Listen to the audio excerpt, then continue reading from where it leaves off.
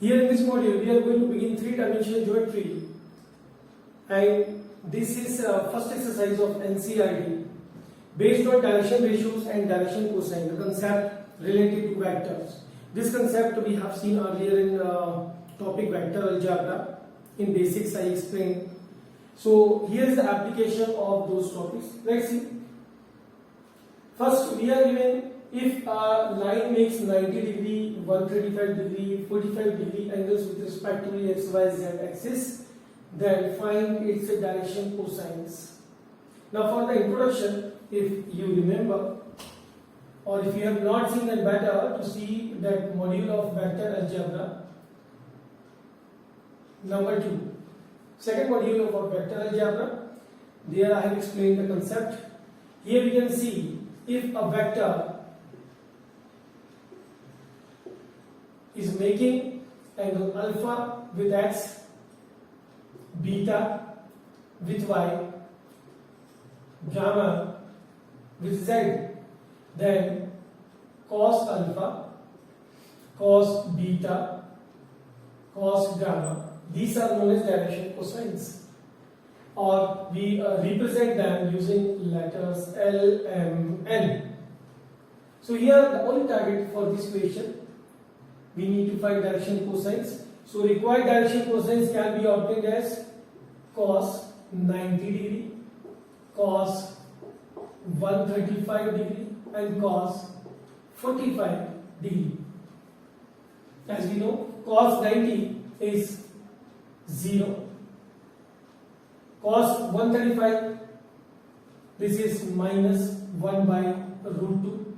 45, it's 1 by root 2. So these only are the values of element or cos alpha, cos beta, cos gamma. These are direction cosines of the given vector. Question number 2. Let us discuss in continuation. All are based on the same concept. Find direction cosines of the line making equal angle with x-axis. Here the question says a line which is making equal angles with x-axis, y-axis and z-axis, or the three axes actually we are given.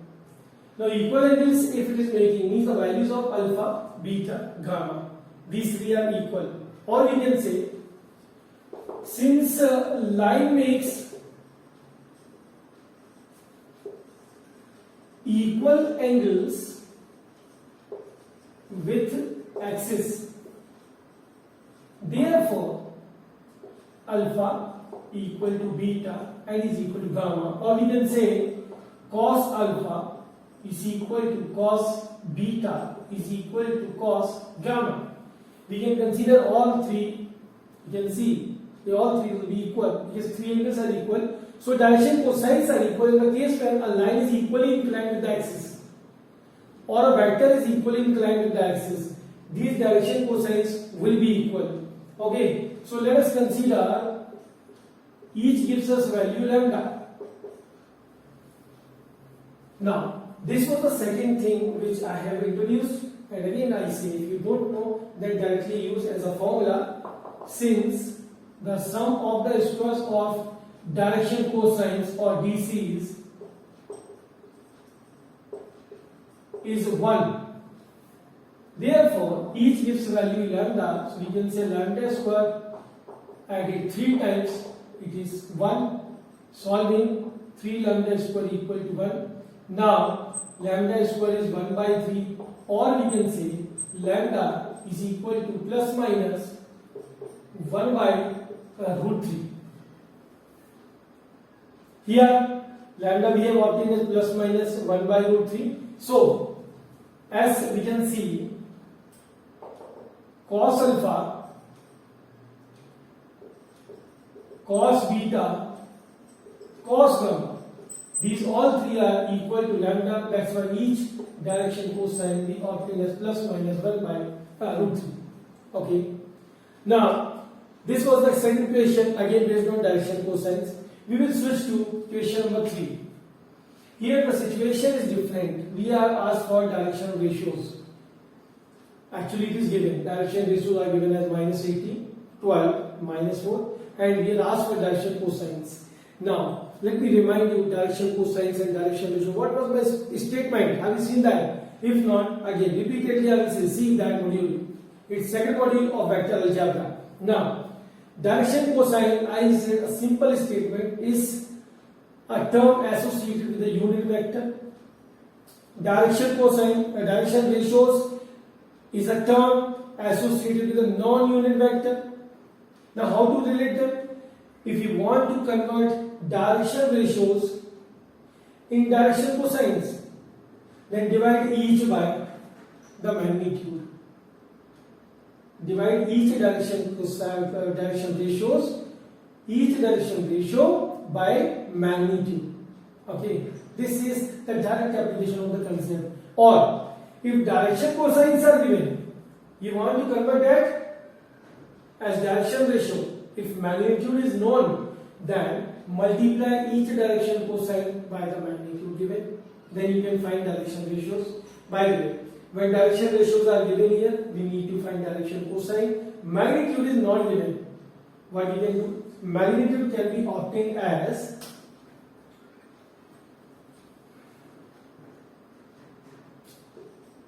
we will say, let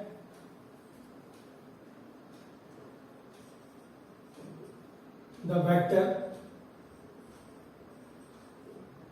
along this line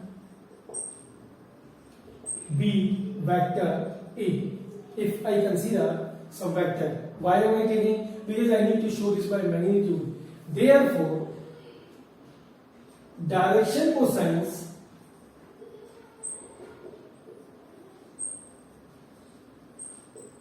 along the given line are, what I said, use it directly, minus 18 divided by magnitude of A, 12 divided by magnitude of A, minus 4 divided by magnitude of A. Divide each by magnitude of A. But again, where is magnitude of A? How to find it? These direction ratios only will give us a magnitude of the vector. Magnitude of A will be obtained as square root of minus 18 square plus 12 square plus minus 4 square. Solving, we get 324, 144 plus 16. Next, if we solve ahead, then we have this is 144 plus 16, it is 160, and finally we get 484, which is equal to 22. That means here we have to put the value as 22. So direction cosines are minus 18 upon 22, 12 upon 22, minus 4 upon 22, which further can be cancelled out or can be written as it is. These are the direction cosines. Here we get 2 9s are 11s are, 6s are 11s are, 2s are and 11s are. So finally we can say direction cosines are minus 9 by 11, 6 by 11 and minus 2 by 11. I hope you have understood this one. Now we are going to select more questions from the same exercise. Next.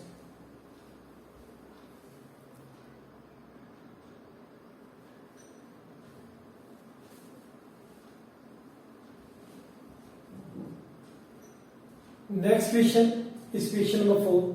3 points are given. We have to prove them to be collinear. Now, the concept of collinearity, you will see that topic wise it varies. Okay, but I have suggested whenever there is a concept of collinearity, try to stick to the one idea, only one idea. What is that? I gave, if two vectors A and B are given, we need to prove them to be collinear. Then they can be related using a constant lambda. Any constant you can use here. It's lambda I have taken. Okay. Or this theory can be elaborated as whenever the direction ratios of two vectors are proportional, direction ratios of two vectors are proportional, they are collinear.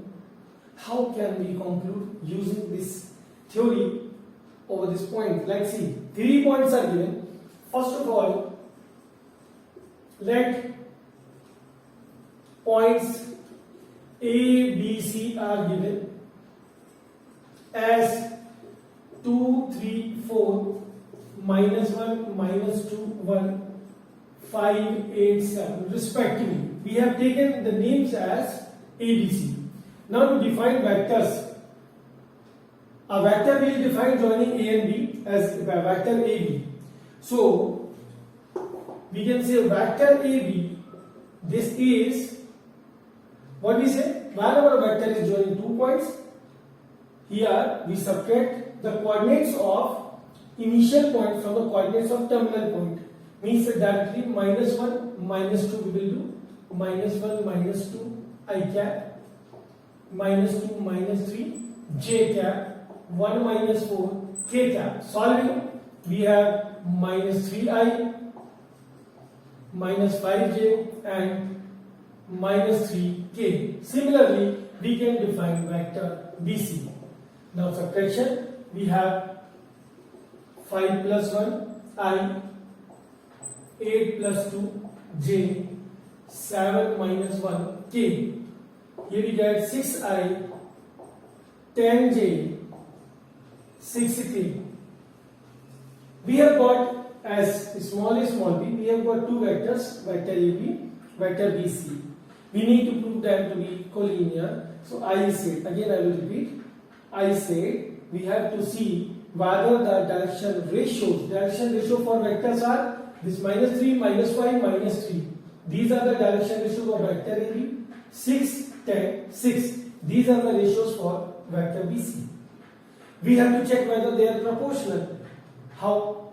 We will take the ratio. Corresponding direction ratios will be written in the form of fraction. Taking ratio means we will actually write them in the form of fraction, like minus 3 upon 6 is equal to minus 1 by 2.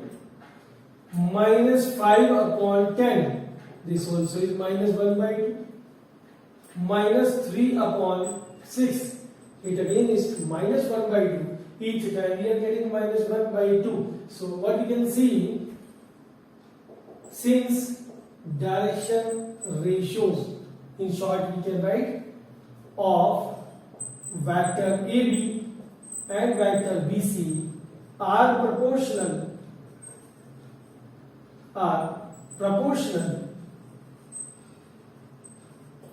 therefore points A, B, C are collinear.